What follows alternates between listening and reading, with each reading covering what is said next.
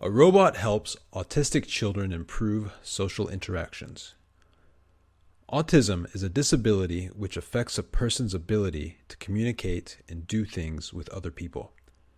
Children with autism face many challenges. For example, schools can be a difficult place for autistic children.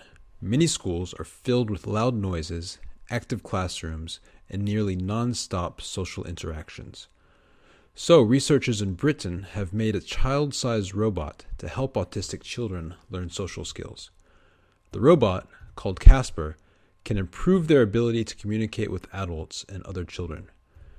Dealing with Casper is easier for most children with autism than interacting with someone else. The robot uses games and songs to help the children learn social interaction and communication skills.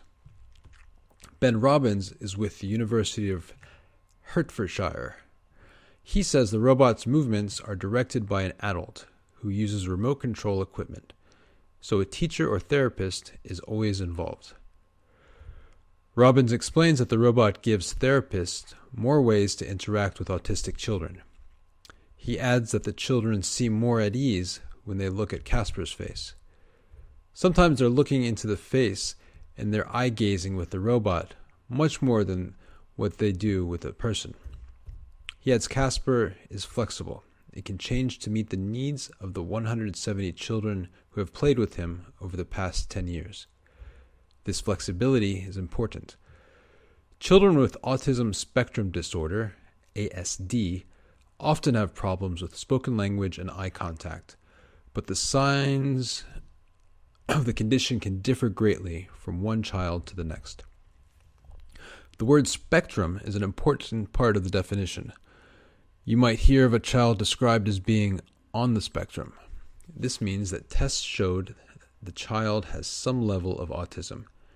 It could be minor or quite severe. Alice Lynch works with an organization called Tracks Autism. She has been studying Casper's effect on students in the classroom. Lynch says the robot has had a major effect on the behavior of the students. She notes there was one boy who could not eat with his classmates, but now after feeding Casper, he has begun to take part or integrate himself in classroom activities. For example, he now eats meals with other students. And then we started doing it with Casper, and he really enjoyed feeding Casper, making him eat when he was hungry, things like that. And now he started to integrate into the classroom and eat alongside his peers.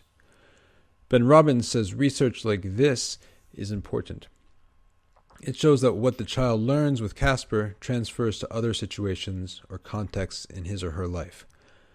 This long-term study is very important because it's important to see if there's any transference of these skills when they play with the robot in other contexts, like in the classroom or at home. Although the Casper robot is still in development, its designers say their goal is to see every child who could benefit from the robot get their very own Casper.